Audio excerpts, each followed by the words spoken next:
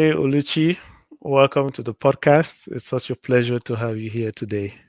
Thank you. Thank you so much, Adofi. It's a pleasure to be here. I know it's been a while. We've seen each other since Windsor, but I'm really pleased to be here and then seeing you again. Right, right. Must have been like 10 years or so. Oh What? my God. Yeah. Now that you say, it's been, yeah. Oh my God. I know. But anyways, I'm glad that we're able to catch up today. So, Oluchi, before we dive into our conversation, could you please introduce yourself? Yeah, for sure. For sure. So my name is Oluchi. Um, what else? What do I have to say about myself? Um, I am currently an investment operations manager for Wealthsimple. I used to live in Ottawa, but I just moved towards the outskirts of Ottawa, so the Lanark County area in the Ottawa Valley region. I am married. I have a daughter, and I think that's about it. Like just very brief introduction about myself. Yeah. Well, thank you for that introduction. So, Oluchi, you know what? I was just thinking, I know of course, we met in Windsor, University of Windsor, but I was just trying to think exactly where in Windsor that we met. And the first thing that comes to my mind was maybe we met at the International Center. I don't know if that, Ye- what's your recollection, what you get in? Yes, I believe so. I think it was the International Students Center. It was one of the because it was January of 2012, and Right, it right. was I think they had like an event for the international students. Then we kind of met there. I think that's where we met because I met you, I met RSA. I forgot. I think Shegun, like David. We Hmm. all like we're all like in one seat, and then we met each other. We're like, oh yeah, are you new international students? Yeah, I think that was the place. Yeah. Yeah, yeah. Well, I guess it's amazing that out of that meeting, 10 years later, here we are having this conversation again, catching up on life and all that we've accomplished so far. So I was just the question I have, Oluchi, is just thinking back about Windsor. Are there any moments, that stand out for you? I mean, I think you came in and you did about 3 years of business administration, right? Yeah, 3 4 years. Or 4 years of business administration. I did about a year and a half, so I left a little bit earlier than you, and you did like you got like the full package of Windsor. So I mean, I was just thinking, is there anything that stand out in for you during Mhm. that period? Yeah. Oh yeah, yeah, definitely for me. Because I came when I was like 16, 17, around I think 17, around that age. So I came just with no really I didn't really have any expectations, right? I hadn't done any research about the place before.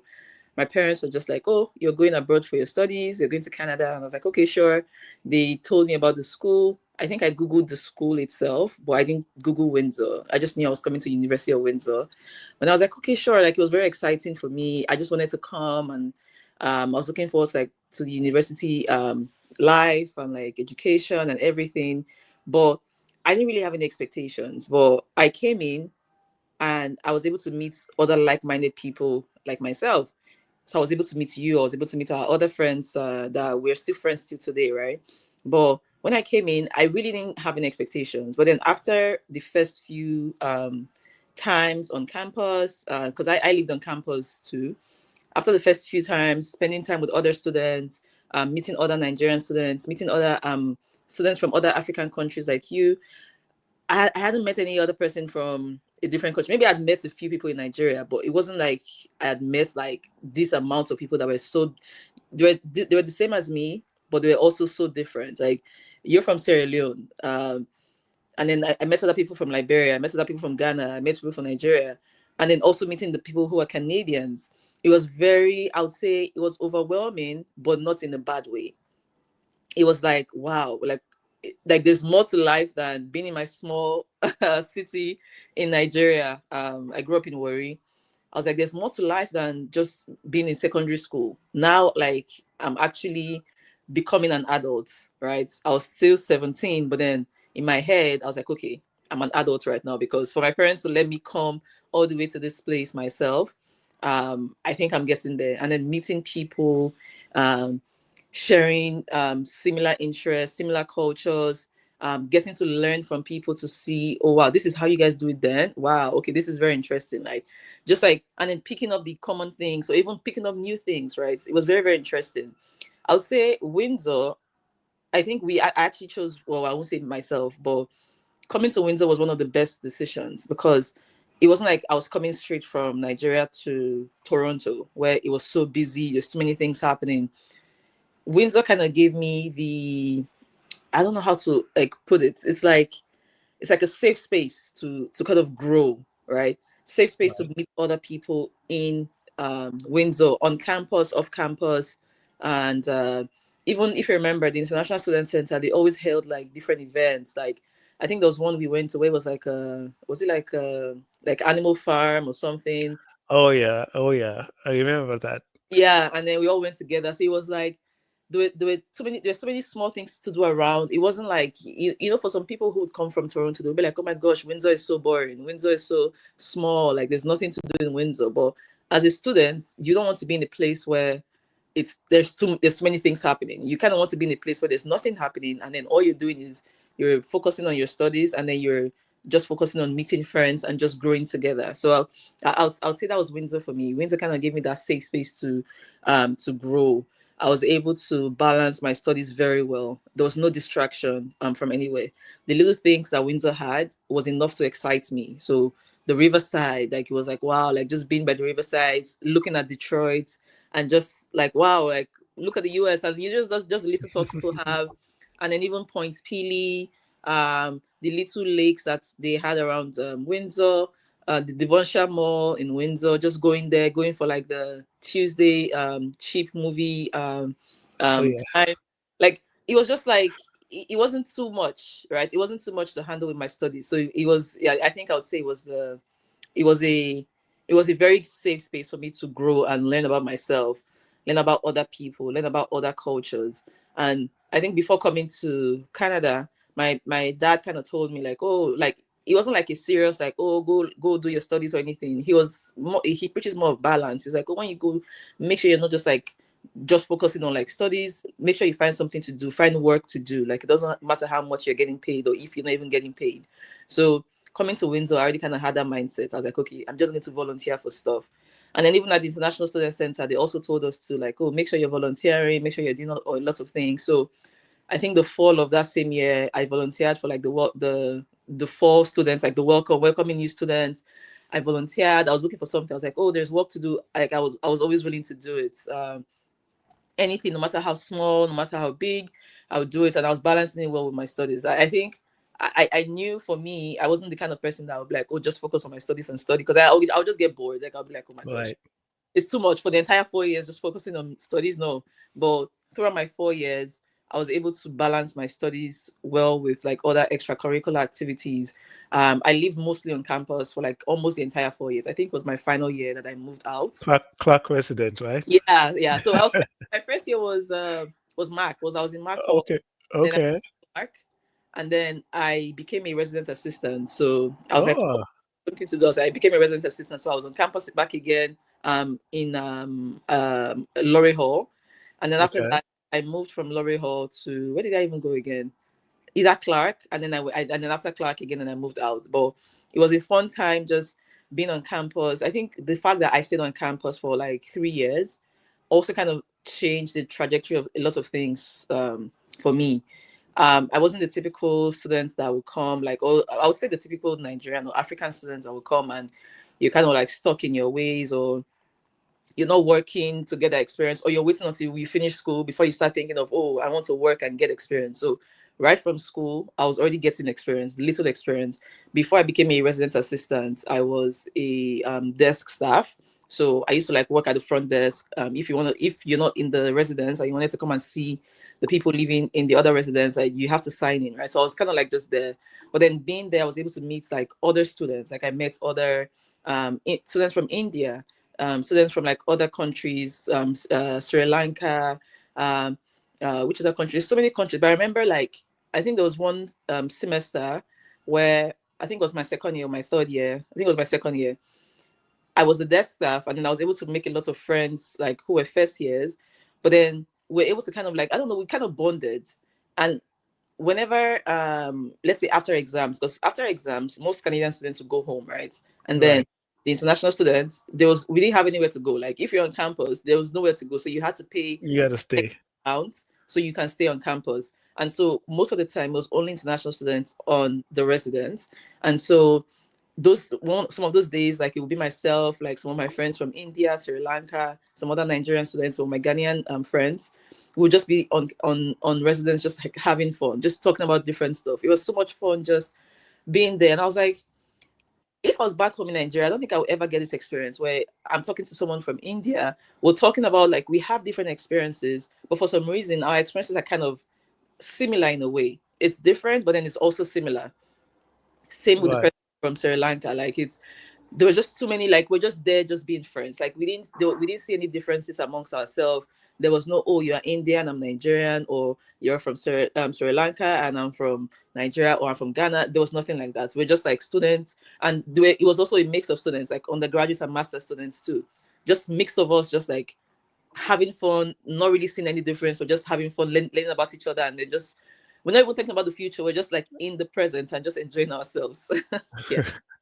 I think you summed it. I think you summed it up very well because, like most of what you said, of course, I didn't go through undergrad. I did masters, but in terms of meeting, expanding your world, meeting people from different places and finding those commonalities, Mm-hmm. surprising commonalities that we all share and all of that thing.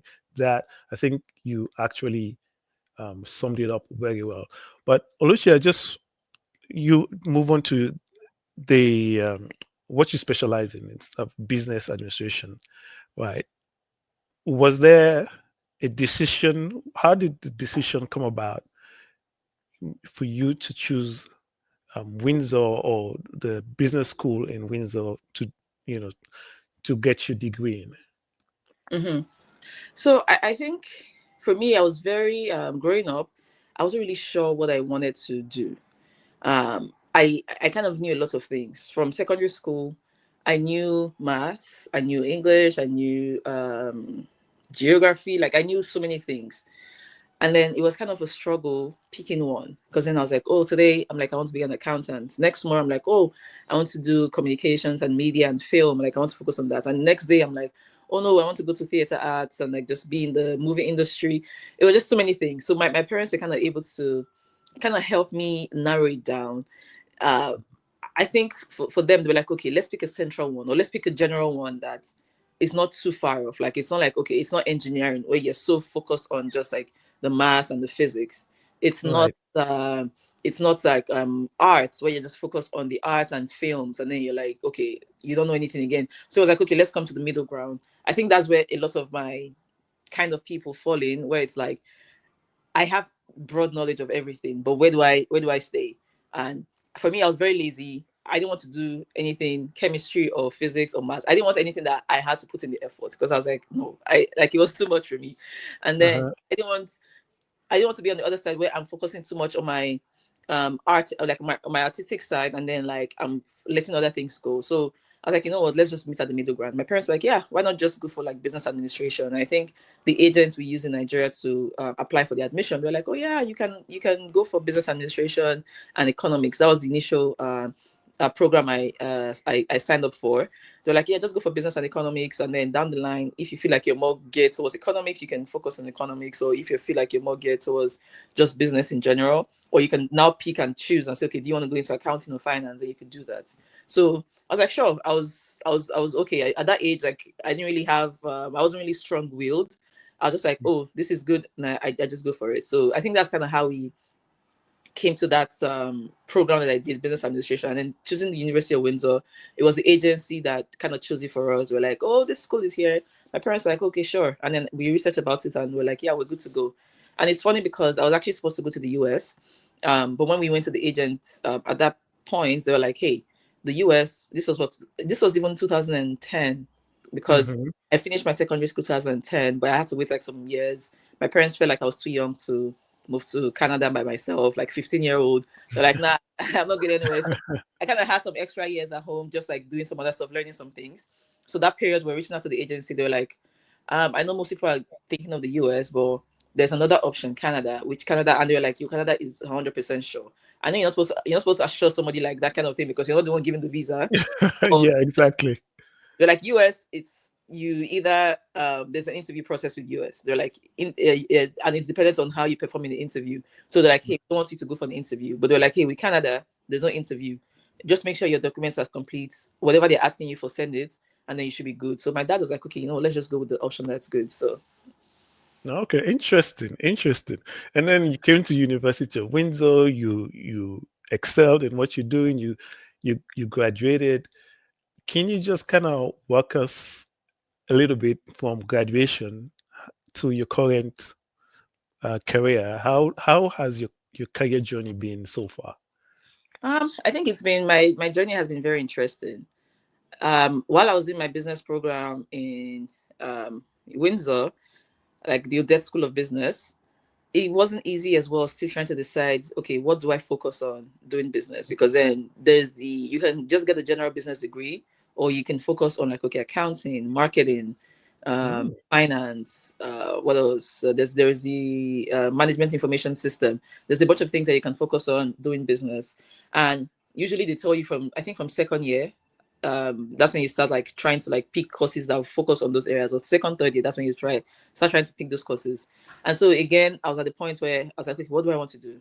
I did accounting my second year, and I was like, okay, no. I was like, this is too much for me. I was like, and then I was like, yeah, you have to with accounting, you have to get your CPA, you have to like I was like, I don't want to go through all that stress.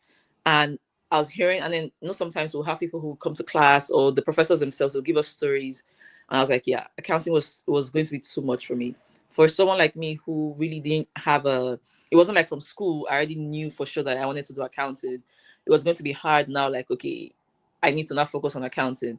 I didn't really care about it. I was okay. Like I was okay with my grades were okay, but I was like, what do I really want to do? Do I really want to do accounting? Is accounting really what I want to do? So because of that, I was like, okay, you know what? And then the fact that there was taxation in accounting, there was all these things, there was a bunch of other topics that I was going to have to face in the front. I was like, okay, that's too much. And so I was like, okay, what else? I was like, I don't want to do marketing. It's too I don't know. I was looking at the career path. I was like, oh, with marketing, there's a lot of commission jobs with marketing. I was like, I need a, like one area where I know that when I finish school, there's a job for sure, and the job is not dependent on how I perform. Like, obviously, your performance matters at work, but I didn't want a situation where it's like, hey, you have to sell something to be able to like make your money. And so right. I think there's a lot of things to marketing, but then the way it was being portrayed in school at that time, I was like, okay, I don't want to go to marketing. And I was like, okay, what else is there? So I was like, okay, there's finance. And finance was not as, I know people will argue about it, but finance is not as tough as accounting. Um, Okay. finance, there's a CFA as well that you have to do. You don't have to do it, but if you're going towards the portfolio management and you want to get your CFA, but finance is not as difficult as accounting. And so I was like, okay, I'll just stick with finance. So, and I think I was trying to decide between finance and management information system, which was kind of gearing towards the IT side. And I was like, you know what, I'll just focus on finance. And remember when I said I started with business and economics? Hmm. Economics too, I was doing economics, so it was a double major, but then economics was too much for me. So I was like, oh my god, there's too many things going on with economics. It was going to the point where the maths in economics and then there's too many graphs, too many calculations, too many. I was like, okay, I don't want to do economics anymore. So I removed it from my double major and then I focused on just business and I focused on finance. So I did finance till the end, even though I didn't do my final capstone course because something else. I was just like, so but my focus was finance. But then the way University of Windsor kind of helped shape me was Hmm. we had a lot of collaborations in our business programs. So Right. right from my first year, they're already making us do presentations. Like we already had to like present like certain topics that we had. They're already making us work in groups. I worked with a lot of students from India and China, and the Canadian students as well. It was it was already like it was a collaborative environment from the start. It wasn't a case of, hey, what you were taught in school is kind of different from how the workplace is. It's different, but Hmm. I was kind of prepared for the workspace. Okay. I was collaborating a lot with people. We had like deadlines, we had projects that we had to do. Sometimes we had to stay late on certain days to like finish projects, and that's kind of how the workspace is today. I know most people will be like, oh, sometimes like, oh, don't make sure you're not in the toxic work environment and all of that, Hmm. all of that. But sometimes you have to do what you have to do. It's work, work is work. Sometimes, like especially in your early days, in your career, you might have to take work home, right? As long as it's not like all the time. Um, So would you say those are like some of the challenges that you encountered when you started, when you got into the workplace um, just, so just after graduation? Yeah, I would say no because I already kind of prepared for it in school. So I struggled with this in school, right? In school, Hmm. just having like so many things to do, so many priorities. Like I have, like we're taking 5 courses, right? And then all of them, they have their priorities, they have their deadlines, they have the projects, and then you're working with different teams. And then sometimes you have to like stay up late in the library, lady library. You have to like even work with your own classmates. You're working with people who might not be on the same timeline as you in terms of like, okay, when you want to meet. So I was already kind of like faced with that. So those were the struggles I would say in school. I faced it was a struggle because I came from a different kind of background. Like you're coming to the Canadian style of school, and it's so different from like how things were. It's very very collaborative. It's very project focused. Like it's very like you need to participate. You cannot not participate, right? So I was already prepared from school, and that when I went into the work environment, again, I saw it. I was like, okay, it's not hard. Like, oh, we have stuff to do after work, or oh, I wasn't able to finish something. I have to make sure that I finish it before I go back to work the next day. So I Hmm. already kind of got used to it from that point of view. Yeah, Okay, so basically you've developed all the right habits, I would say, because by the time you got into the workplace, you didn't struggle so much, which is really good, right? Because very exactly. few people, most people find that um, I struggled with it. Because I worked a little bit back home before coming to do my masters and then getting a job here.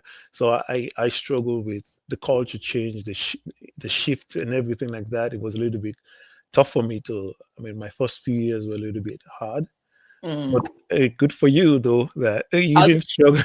gonna say that for you too, because you spent just like a year and a half, right? So Right, right. have in University of Windsor, I don't think it will be enough to like get that transition. But for myself and for others in my situation, we had like 4 years.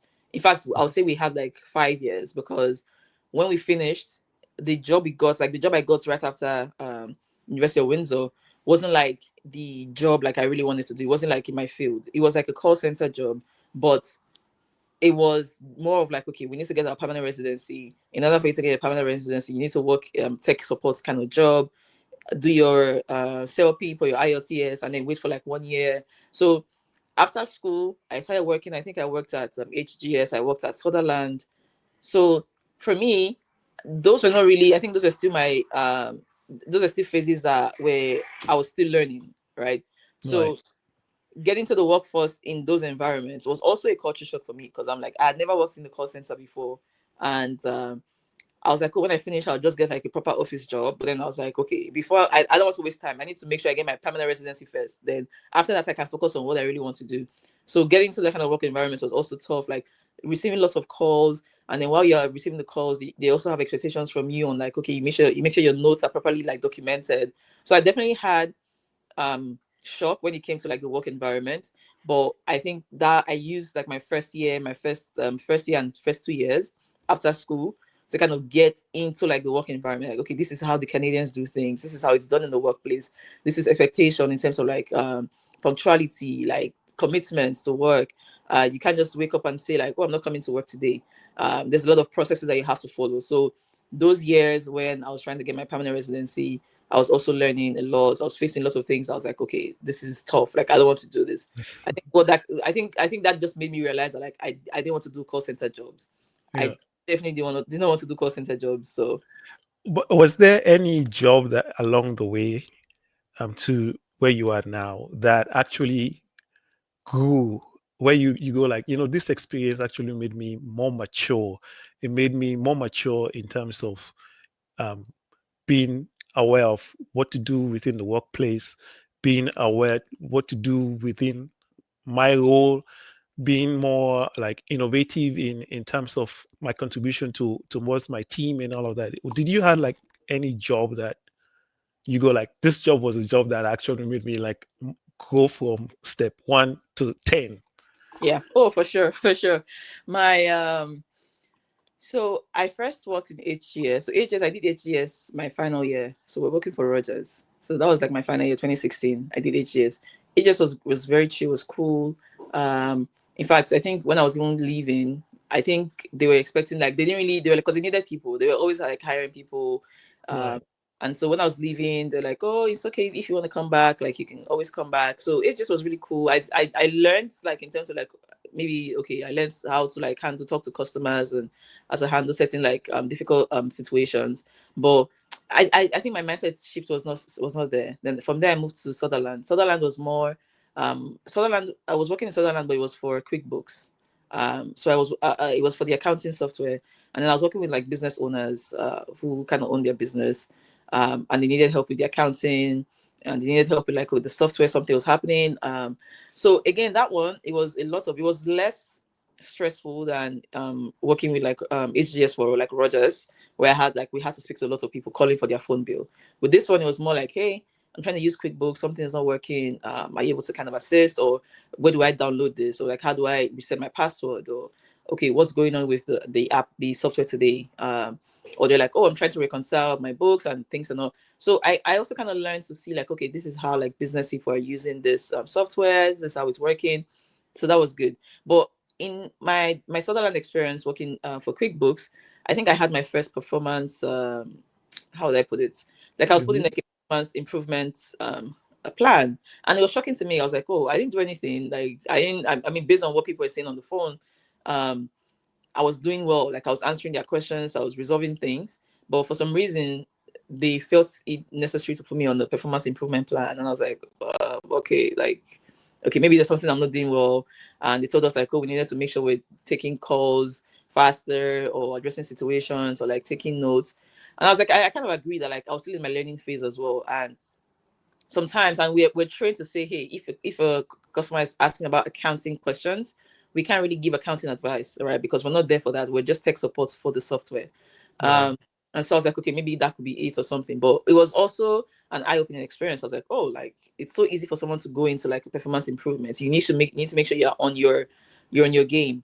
So again, I think what that job just taught me was like, hey, just make sure like you're doing exactly what is being said. Like there's no room for you to be like, oh, I know they said it during training and I don't care. Or there's no room for you to not pay attention. Everything the trainer is telling you, you need to make sure you're doing it. So I think that was the only thing I learned from there. Then after that, I was like, okay, I've gotten this experience. I didn't want to do any call center again. I moved to Toronto. I started with like, I think it was BMO. It was a BMO investor line. It was also Hmm. call center, but it was more like, okay, I was working in the bank and it was a contract job. So there as well, the contract wasn't really extended because it was supposed to be a contract and then for 6 months. But then the contract was not extended. Again, they said, "Oh, you're not really putting too much effort. Like you're just coming and doing the work." And then that was it. Like, and I was like, "Yeah, but then what else do you guys want me to do? Like, I'm doing the work that you want me to do. What else do you want Hmm. me to do?" But at that time, I understand that like they wanted you to go above and beyond. Like there's certain things that they wanted you to do, and I'm like, that's not necessary. Like, you want me to do too much? You want me to like do things that is not really like it doesn't really add to the job per se. But you know, the Canadian culture and the Canadian environment, the work environment, there's certain things that like it's just like work related, certain things that you just have to do. Like it's not necessary, but if you do it, it kind of puts you in a different light. So again, I was like, sure, no problem. I think for me, I didn't really care. I was like, I just needed the experience. Like, and I was like, oh, I was working with an agency that always had like different contract opportunities. And so again, from there, from BMO Investor Line, I went to it was BMO Nesby Burns, but this time it wasn't call center. It was like the back office. And so I think this was where the real journey started for me. So I was working like in the back office for Nesby Burns, and it was downtown Toronto. There I was able to meet a lot of people. It was no longer call center, so there was no pressure for me to be like, oh my gosh, like every day I would wake up and I would dread going to work because I'm like, who am I going to Right. like? Who's going to call me today and complain? And so, but this time I was like, hey, just go to the office. When you go there, there's like just certain tickets that you have to like action on and work on, and then there's people around to help you. So I was very excited. I was doing it, but then I realized that okay, there's still something missing. Like there's still a lot I need to learn. The people that I was working with, very amazing people. I still talk to a lot of them today. They were mature, they were much older than myself. It was like I was there and they were like, oh, I've been at BMO for 20 years. I've been at BMO for Mhm. 15 years. I was like, what? And so most of the tasks were being done by them. For us, the people who just joined, especially those of us on contract, we're just there for like, oh, certain smaller tasks that they had to do. And even if we wanted to like help them or learn, it kind of felt like, oh, you're coming to take their job, right? Right, right. And so like they weren't willing to like give you too much. It was a very very comfortable position. I won't lie. It really helped me to kind of like learn a lot of things. But I was like I needed to do more. This was what 2017. I was like Hmm. too young. Like I want to learn. Like I want to learn. I was like there's no way I can eventually like make it to like the big like TD bank or like obviously BMO is big, but I was like, oh, I wanted to be able to work because there were certain jobs I was applying for and I wasn't getting called back. But obviously they'll say, oh, you don't have experience. I was like, oh, how do I get this experience? But you're not giving me something new to do. You're giving me like Right. the very basic stuff to do. I'll do it, and then like most of my time, I just had time on my hands. I wasn't doing anything, and our company was downtown Toronto. It was by the Eaton Center, and so most of my lunch period, myself and my friends who were like also on contract with me, will spend the time just like going down and going to the Eaton Center, just like going around. We didn't really have much to do because they weren't giving us much to do. So from there, I started looking out more for like similar positions, but like full-time position. I said, okay, you know what? I think I'm done with contracts. Let me go to like a full-time position. And I started thinking, I was like, you know what? It's not just the big banks we have. Like there's there's other smaller companies on the side. It's not just TD, it's not just RBC, uh, Hmm. or BMO or the rest, CIBC. I was like, okay, maybe I can focus on these smaller companies. Because when I started applying, I started seeing some other smaller companies that were doing the same thing. I was like, okay, maybe I can go there. Maybe like when I'm there, then I can have the opportunity to hey, like to say, please give me more stuff to do. And so that's when I applied to Questrade. And then I got into Questrade as an analyst. And I think that was I think when the question you asked me, I'll say that was the point. Like Questrade was, Okay. I, it was like, it broke me. I would say Questrade broke me and the Questrade made me. It Oh, was, interesting. it was a mix of everything. I was like, I was looking for like growth. I was looking for change, and this Mm. was it, right? This was Okay. a brokerage company that I think they opened in 2013. So at the time I joined, I joined in 2018. They were still fairly new, right? A lot of their processes, even though it was already established, but the company was growing a lot. There was so Right. much to learn, so many places, like there was just so many things to do. So I joined the company. Everything started off well. And then like I was telling you, like I didn't really have a culture shock in terms of like or company shock in terms of like oh how things are being done in certain companies. But I think the shock I had was you know how like okay after work they'll be like okay what are you guys doing like okay let's go meet up in this restaurant or okay let's meet up here after this. I wasn't used to that, right?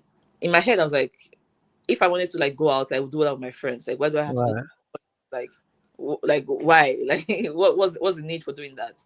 But I think that was the part where I realized that like hey it's not just about work, right? There's work and then there's also connecting with the people that you work with. Hmm. You're most these are the people you're seeing almost every day. You're spending the most part of your life with these people, so it Right. means that you're comfortable with them. And I guess for some people they're like hey well, I don't want to get too close to my colleagues or I'm not close to them to the point where we have to like meet outside of work. But I feel like if you're in that kind of position, like maybe obviously you can stand your ground or you can quit, like you can go to a different team, right? But Right. very important that this is me just thinking now in hindsight that the people you work with, like obviously they don't have to be your best friends, but you want to make sure like okay, you guys are working well, but then you're working well to the point where you can meet outside for drinks, for lunch, and you're cool with each other and like you're just like I don't know, you can still meet outside and still talk, right? There's no enmity or anything. But I think I realized that being in Quest Trade, there were so many things to learn, so many things to learn. So it wasn't just coming from BMO where I've been comfortable, like oh just do one thing all day, to coming here and like okay, you're learning one particular function, and then there's another function that they're like hey, you also have to learn this, and then Right. at the same time they're like hey, there's a new function that we're bringing on that you also have to learn. I was like, what is going on here? I was like, what? I was like, there's not enough time for me to do this. But then it was like, hey, like that means your performance is not good, right? Right. So you had to choose, like, okay, I think there were some points in time, and this was so I joined 2018, 2019, 2020. So from 2018, 2019, I think the toughest years were 2019 and 2020. Those were the toughest 2 years at Questry, because that was when I had to learn a lot of things. At the time, I thought my boss was like doing the most. Like, I was like, oh my gosh, like, how? Like, what is going on here? Why is she so tough? Like, why is she asking for all of these things? Like, it felt like it was a personal vendetta. Like, at that time, I was like, why? Like, but now thinking back, I was like, she just wanted your best interest. Like, you said you wanted to grow. You said you wanted to do a lot of these things. You said you wanted to be promoted. It doesn't Mm-hmm. come like that. Promotion doesn't just come. Like, promotion doesn't come from you doing your job. It doesn't come from being like noticed at work, or like, it doesn't just come from you just like, hey, I did the job today. Oh, well done. No, like, you literally have to go way above and beyond. And I think that's where my experience at Sutherland, that kind of came in to say, okay, I think I understand where they're coming from. Like, it's not enough to just do your job. You have to Mm-hmm. be above and beyond. You have to change processes. You have to look at what's not working today. You have to Mm-hmm. find a manual process that you're doing, and you're like, hey, let's make this better. Let's automate it, right? Mm-hmm. That's what companies want to see. They want to see a lot of change, that it's actually changing things, not just, hey, this process is bound, or let's just continue the process. At the bank, that might be okay, right? But at a lot of these other companies, these fintech companies, they're like, they want to see changes, like, and they want to see it fast. So those are the toughest years, 2019, 2020. I had to learn. That's very enlightening. What you just said. That's very enlightening. Yeah. Thank you. Thanks for sharing that. So yeah, so you were just saying that your experience in Questry, that's build you up and book you down, build you up again. Um, and then I guess that moves you on to the next job, which you're currently on now, right? And being in this space, this fintech space, Oluchi, um, what would you say are the things that makes you um, successful? What are the key skill set that you need to be successful within this space that you're in now? Mm-hmm. uh I'll say it's not easy to explain this, right? Because I think I posted one time on my YouTube about like career changes and all of that. Hmm. If you want to, in the fintech space, or even in the finance space entirely, in order to be very successful, you need to find an area that there's a lot of opportunities in. You need to find an area that's also niche, that a lot of people are not doing. So my early days in Quest Trade, I was focusing on certain kind of product. There's some products that I was working with. I was like, okay, even if I leave Quest Trade today, I can easily get a job elsewhere, right? Because these products are, it's not like difficult products. Like, they are investment products, mutual funds, GICs, precious metals, what else, private products, EMPs. But I did a lot of them. It's not easy to find somebody who has experience in all of these products. Usually, Right. what the banks is, one person will just focus on mutual funds. Like, all your career, all you focus on is just mutual funds, and then the different person will be like, oh, all my career I focus on GICs.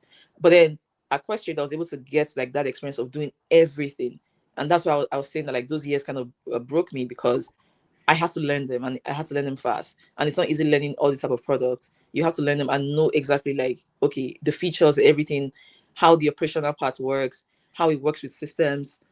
You have to like meet with like also like you also have to collaborate with other teams, like when there's like any maybe the regulatory changes with like the regulatory bodies, too many things.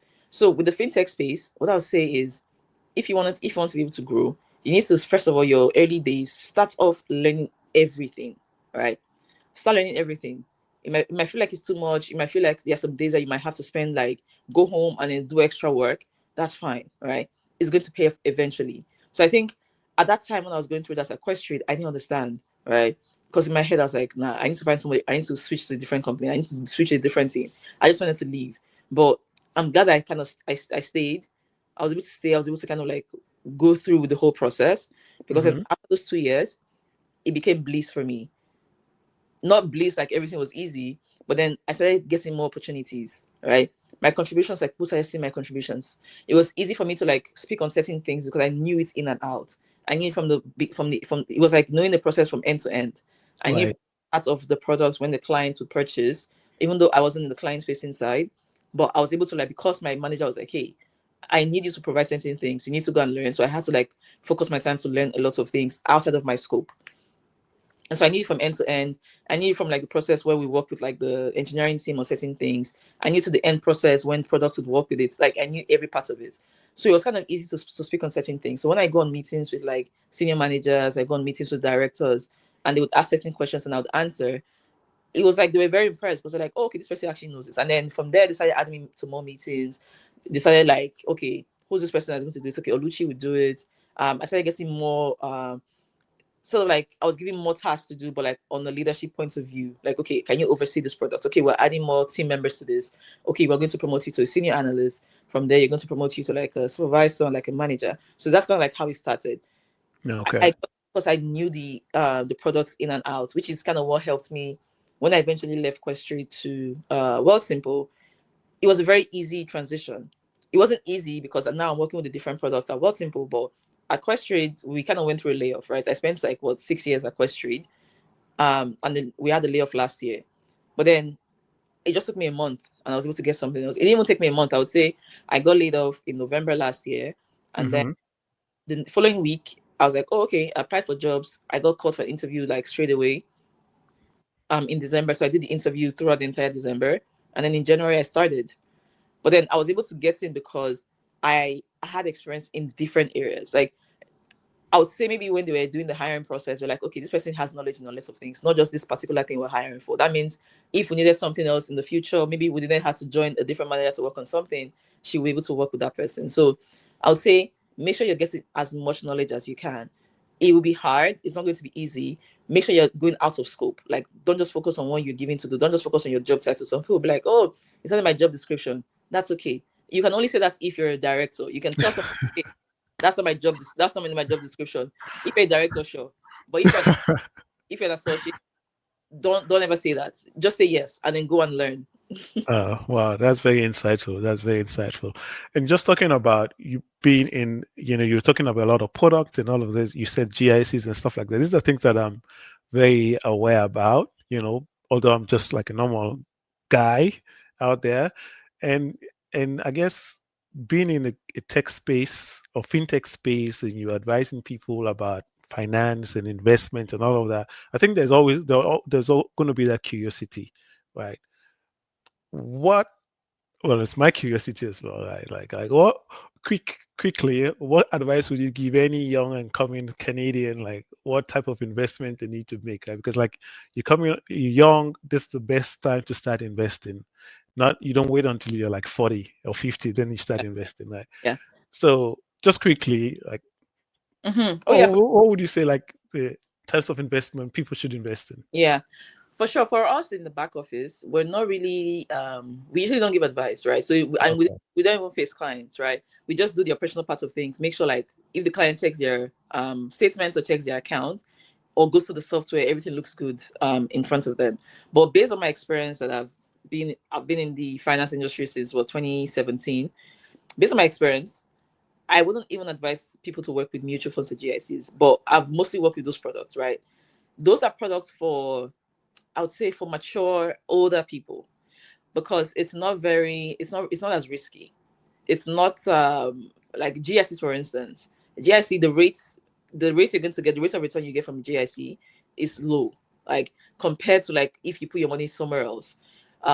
So it depends on the person's age. So for a young person who is in Canada, or they just came to Canada, or who just finished school, and you're like, okay, what do I invest in?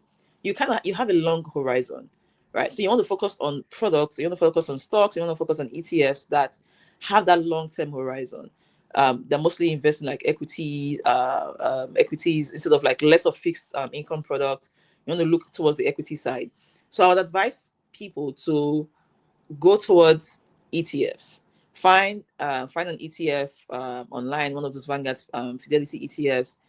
These ETFs, they buy other stocks. So I know some people might focus on, oh, I want to buy Apple, I want to buy Amazon, I want to buy Nvidia, I want to buy. So sometimes it's okay if you want to buy individual stock, but if you're looking at performance wise, if you're looking at the rate of return, you realize that like it's mostly the ETFs. These ETFs, they are buying all of these things. So you can go read the ETF fun facts. They have like a fun fact sheet online. It's available to anybody. Go online, go to certain companies that you're curious about, and then just read about like, okay, this particular ETF, what does this ETF, like what has this ETF bought? So, oh, this ETF, this particular ETF, it bought Apple, it bought Amazon, it bought Nvidia, it bought some crypto products. And then you can now see that all together it's kind of like balancing out each other, because they are investing in a mix of risky products and then also investing in a mix of not risky products. It's like a mixture of everything. So it's like a way for you to buy into all of these like stocks in one bucket. So I'd advise people to mostly go for ETFs. Myself, even though I'm in the finance industry, I don't typically manage my money, like my investment myself. So when I was at Questrade, I opened the Questrade managed account where they Hmm. have a manager that will manage it. So every month I just put my money there, and then they invest it for me. They would ask you like investment questions, like, okay, what's your goal? What's your timeline? And then they use that to buy the ETFs for you. Now that I'm at Wealthsimple, I moved my account to Wealthsimple. So I'll suggest like, okay, if you're going to open a Wealthsimple account, go to the, if you want to open the manage Wealthsimple account, you're able to do that too. If you don't want to worry about like, okay, what do I buy, right? Because sometimes like you're too busy at work, too busy at home to even start thinking, or you don't have the bandwidth to start researching. So Right. like go towards those managed products where, and I wouldn't suggest doing to the banks. Manage, if the banks or if banking advisors are advising you certain things, they are mostly taking you to like the mutual funds or the GICs where the management fees are too much, right? But I'd advise most people to, if anyone is listening to me now, open a Wealthsimple account, open a Wealthsimple account, and then open a managed Wealthsimple account, and then just put your money there. Every month, put your $500, $1,000, $200, $50, no matter how small, and then just let it just like be investing. It will eventually like it might look small, but after 10 years, when you look back, it will be big. Interesting, interesting. Thanks for that. Now, yeah, I have been looking into the ETFs and the well simples and all of those things. I think it's great, great advice that you give. Oluchi, I just want to move on to you've been in this fintech space for a couple of years now, so I think you've gained a lot of experience. The question I have is that for somebody who's like, let's say you have somebody who's coming into Windsor Business School and all of that, what advice would you give to that person who wants to follow like the same footsteps that you've taken? Hmm.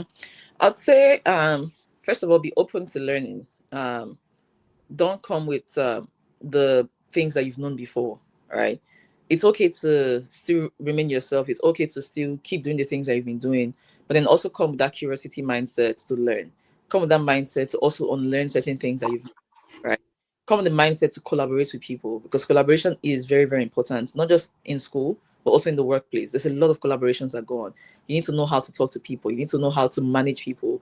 You need to know how to facilitate certain type of meetings. You need to know how to say things in the right way. Like you need that emotional maturity as well. So collaboration is very key. So if you're in school, focus heavily on collaboration. When you go into certain teams, don't choose teams based on someone who's the same as you. So when you're choosing group teams in school, don't go and find other Nigerians. Don't go and look for other Ghanaians or other Africans.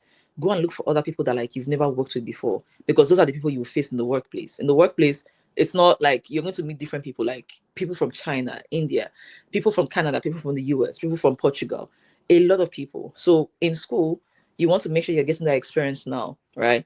These people are coming from different cultures, different backgrounds. They work different ways, right? So you want to make sure you're learning about their style so that you don't go and do something at work and it feels like you're not very culturally aware of other people. Right, So right. go find other people. In fact, make sure like when you're choosing your teams, make sure you're picking the people that look very, very different from you. Yeah. Oh, wow. I think you hit the name on the head there, right? Because normally what you would gravitate to is gravitate to your own people, people that are similar to you, people that talk, have the same accent like you, because it's way easier, Yep. right? But go moving in the opposite direction, which is way harder. I Hmm. mean, it's gonna be tough for that moment, but in the long run is going to benefit It you. So this, so is. you rightly summed it up. Yeah, and I was also going to add that apart from like making sure like you're collaborating very well in school, in the workplace, if you're going towards that path, right? Because it's not easy in this economy to like find jobs. You want to also be different, right? When you're pushing your resumes out there, um, you other people are also sending their resumes to the same role, right? So how do you stand out if you wanted to come into Wealthsimple, for instance? Just make sure like you're doing what people no one is like no other person is doing. So back in the days before COVID, people would actually like go to stores or go to companies and hand in their resumes, like their printed resumes, right? Now Right. people are not doing that. People are just sending online, and there's like 700 people, 1,000 other people applying for the same job. So then, how can you be different? If you wanted Mm. to work in like some of the banks, like Wealthsimple, Question, wherever, what you can do, print your resumes, go there, go in person, ask for the person, right? So maybe on LinkedIn, LinkedIn will tell you who the hiring manager is. Then go in person to the company, ask for that person's name, and say, "Hey, I'm looking for this person. There's a job offer. There's a job opportunity right now. I wanted to apply for. I just wanted to kind of meet them if they have 5 minutes to quickly talk." You might not meet them, right? You might meet a different person, but then just try it. So you have to try different things, not just for the fintech space, but for other places that like you want to work in as well, like other companies. Go and show yourself, because people will probably be like, "Oh, okay, it's been a while. Like, actually, someone actually walked in to hand me their resume." So in essence, what I'm trying to say is do things differently. Everyone is doing the same thing, applying for jobs online, doing the same thing. People are listening to the same people you're listening to on YouTube or Instagram or Facebook, and the same people that other people are listening to as well. So you have to find a different way to like approach things if you want to like stand out or like get noticed, like to be able to enter into like these type of industries. And then also network, and then find referrals as well. If you're able to find people to refer you, then you can also go for that. Well said. Well said. I don't think I have anything else to add. All right, Oluchi, final question here. Looking back through, from Windsor, from Nigeria, all the way to where you are now currently, what would you say is the inspiration behind, or inspiration or motivation behind your journey so far? Hmm. Actually, what would my inspiration be? I would say right from growing up in Nigeria, have had the my like I've had a very fun childhood, like with my siblings, with my parents. Growing up was very fun for us. Like my parents did a lot of things for us. They had gave us a lot of opportunities.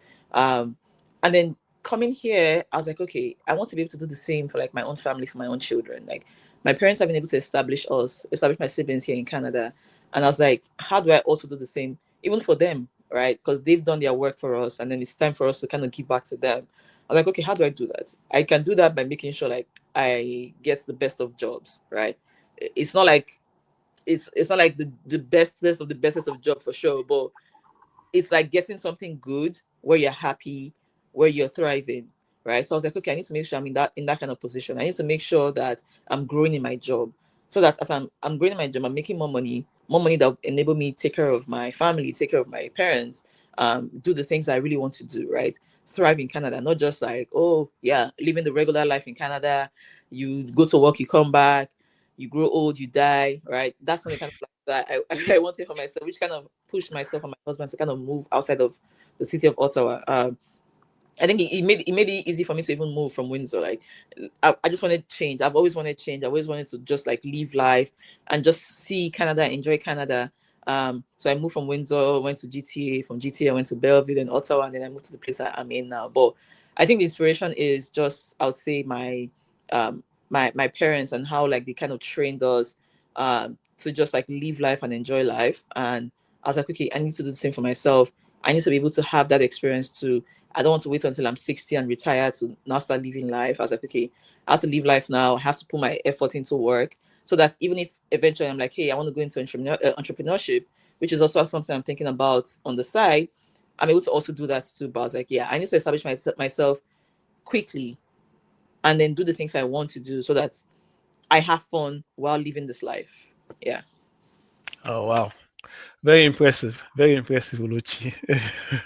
And I'm sure for sure, whatever you set yourself up for, you'll definitely achieve it. And thanks for sharing so much.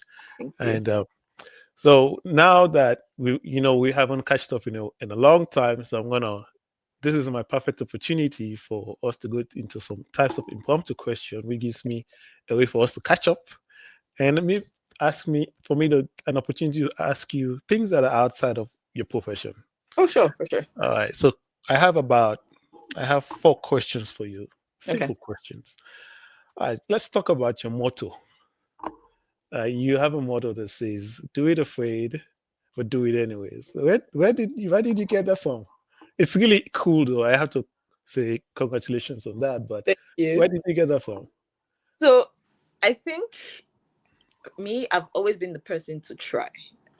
I've always tried a lot of things, and maybe that I think maybe I'll give that to my parents. Kudos to my parents for always making us try things. There was nothing that I never wanted to try. I think that also kind of made it difficult for me to choose like a career path coming from school because I was like I wanted to do everything. I wanted to be in the army. I wanted to act movies. I wanted to fix stuff. I wanted to. I would help my dad like fix the generator. Like do there were so many things I wanted to do, but I think I just wanted to try it, let it be that like okay I tried it and then I was good. But I think growing up as well I read a lot as a teenager. Now I don't read Mhm. as much, which I should go back to, but Yeah, I don't I read. I don't read as much either. yeah, I should we should go back to it because it's very very good. So I read a lot as a teenager growing up. When my dad would buy newspapers, when he's done, then he gives it to me. So he always knows that I'm next in line. So he'll buy it and then I'm waiting for him to be done and then I'll read it. Like I'll go through everything. Like I'll find obviously as a teenager I'll find a very interesting parts to read, like the romantic parts or like the stories, the dramas. I'll do that and I'll also go to other parts of the papers to read. And then in school we had like different literature books that we had to read. We're supposed to read it throughout the term, but the first week I would have finished reading mine, and then it was easy for me to kind of participate when they were asking for like us to talk about the plot or something. But I because I read a lot growing up, I saw a lot of people who would always express their wishes. I would see people who were much older than myself in their 50s and their 60s, like there'll be stories of people just saying, hey, this is my life lesson, or this is what I've learned. Like I didn't try certain things because I was too afraid. I feel like I should have done more growing up as a child. So I will always see that. And for me, I'm the kind of person that I learn from other people's experience. I don't wait until I experience it to learn. If someone is saying something, I listen to them. Like I don't even take the chance. And so I started, it was like a common theme that I would see. People would be like, oh my gosh, I regret doing this. Oh, I regret like waiting until this age to do this. Or, oh, I regret. And so I was like, you know what? This is how I want to kind of like direct my life. I'm seeing a lot of people saying these are things that they regret. I don't want to also get to that position and then also regret it. And so because of Oh, that, I kind of chose that. I'm like, yay, this is going to be my motto. Anything at all, I'm going to try it. It doesn't matter how difficult or how hard, how fearful or whatever it is. I think that kind of makes it easy for me to do certain things I do, especially like my adventurous stuff. Yeah. interesting though. Interesting. Well, I like it. I think it's very motivational type of model. For sure. It is. It is. So, Oluchi, let's move on to the next question. I know you said you've lived in many cities in Canada, right? So just give me an answer, one answer. So, from all of the cities that you've lived in, which city would you say you've had your best experience in? Hmm. That's hard to answer because I've not spent the same amount of time in each of them. But I'm sorry, but you have to give an answer. oh my gosh. No, it's hard. It's hard. I can't give. Okay, I'll say the GTA. The Okay, reason the I'll GTA. say the reason I'll say the GTA is because I think that was like my prime. It was like I was what 22, 23, Oh, 24. that was your prime. Well, not like it was my prime, but I think that was the time that I was carefree. I didn't have I didn't have a child. I didn't have anything. I could do whatever I wanted to do. I traveled. I went to Mexico. I came back. I went to the US a lot. I did road trips. Even working downtown after work, my friends and I would explore like downtown area. We'd go try different restaurants and different food. So I would say that was a very fun time. It was one of those things where you didn't have any care in the world. I wasn't really thinking about like investments, even though I had like my stuff for my RSP account. I was like, okay, I have that small portion that I'm saving for retirement. And so I had all my money, even though it was very small, to just like enjoy myself. So I think that's why I would say that because now I have to think about other people in my life. But back then, all I thought about was myself. So I'll say GTA. GTA, Toronto. I think Toronto is good for if you want to have fun. Toronto is the place. Toronto. I agree. I agree 100%. Same with me. Okay. Next questions. Yeah, I think I saw it on one of your channels, and you were like, every year I try a new hobby. So I guess you've tried like 10, 15, 20 hobbies right now. So which one would you say is the hobby that you tried and you go like, okay, I'm gonna take this permanently and it's gonna be like my permanent hobby going forward. Hmm. Again, that one is hard because I would say swimming, because I learned swimming as an adult and it was one of the most terrifying things I've ever done. I never believed. I think back then I never believed someone could throw me in the deep end of the pool and I would actually survive. So, Mhm. or I never believed like I would go into the ocean and swim in the ocean. So, learning it was a very good experience. Like there was like a shift in my brain where now when I try to teach people, I'm like, you know what, I understand. If I'm like, hey, come to the deep end, and you're like, no, I'm like, don't worry, I understand because I was there before. But I was able to just kind of let go. I think it was one of the things where I'm like, hey, just do it afraid, right? So that was one of the things that kind of helped me to do it. So with swimming, it helps me in so many ways, right? Now that I moved here, I need to find a new spot where I go swimming weekly. So it's one of the things that after I learned it, I'm like, okay, I have to swim once a week, right? It's just nice to just like, it's like a full body workout. Like you're going, all your body, everything is just like going. So I'll say swimming was one of it because it was very challenging for me to learn. I'm still learning it because I still have to get like perfect strokes. I still need to learn a lot of things with like the different types of swimming that I do. And I still need to get like my endurance like up. Like I'm not able to, you see some people that they will come into the pool for 1 hour non-stop, they're swimming back and forth. Right.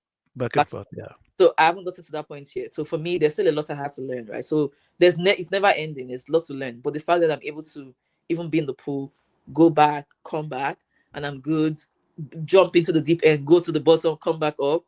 I'll say that I'll say swimming. I was gonna Yeah. say skiing before because I learned skiing, but it's not all the time. Skiing is just in the winter. But I'm going Okay. this winter to continue. So, but yeah, but I think swimming has been amazing. Yeah. Yeah. Swimming is good. Swimming is good. I'm also trying to perfect my swimming. I would say I'm still work in progress, but I'm working on it. You know. Are you able to go to the deep end Well, I can go on to the deep end, but I gotta go with like a. with a floater? Oh, yeah, yeah, yeah, yeah, yeah. All right, just I still can't let go yet. Still can't let go yet. the next class, just go with that mindset of, you know what, my instructors are here. I'm not going to drown. Just go in. Yeah, I'll try it. I'll try it. Baby steps. Baby Yeah, steps. baby step. Yeah. All right. Final questions, Oluchi. I want you to give me. This is what it's a first impression. Your first impressions. But fine. I need you to give me 3 words for your first impressions for on each of these cases that I'm going to give you. Okay. Your first Canadian winter. 3 words. Difficult. Overwhelming. Uh Extremely cold. huh. Hey, I'm on you. I'm with you on that one. All right. What about graduation? University of Windsor graduation. Mhm. 3 words. I'd say relief. Mm-hmm. Um, Fun, Mm-hmm. and I'd say celebration. Right. I like the relief and the celebration. Yeah. Yeah. I don't know about the fun part, but uh, Just fun, just like dressing up. But I think that was the fun. all right. Last one. First day at your first Canadian job. Hmm. If you can still remember. Okay, I'll use Quest as the first Canadian. Okay. I'd say huh, excited, Mm-hmm. anxious. Mm-hmm. Um, I don't know what else. How do I even quantify this feeling? Expectation. Maybe that's what I say. Yeah, I think all those three was uh, in line with the culture because you always have that, yeah, the expectations, and a little bit of nervousness and all of those things. So yeah, those are good. Those are really good. Thanks, Oluchi. Anyways, Oluchi, we've come to the end of the interview, and I just want to say thank you so much for taking the time to share your journey, your experiences, to give your advices. And I think a lot of people will benefit from this, especially people that want to take the same path that you've taken. And of course, it's a pleasure for me and you to just hang out. It's been like a couple of years, right? So just to hang out again, even though it's virtually, but just to be able to hang out again and catch up, and just catch up, which is really good, which is Yeah, really good these days, right? yeah. So thank you very much for joining me. Thank you, and congratulations on all of your achievement. And I'm sure you know you have not peaked yet. 22 is just the beginning. Yeah, exactly. you're gonna keep peaking and peaking and Yeah. peaking. So congratulations and good luck in everything that you do.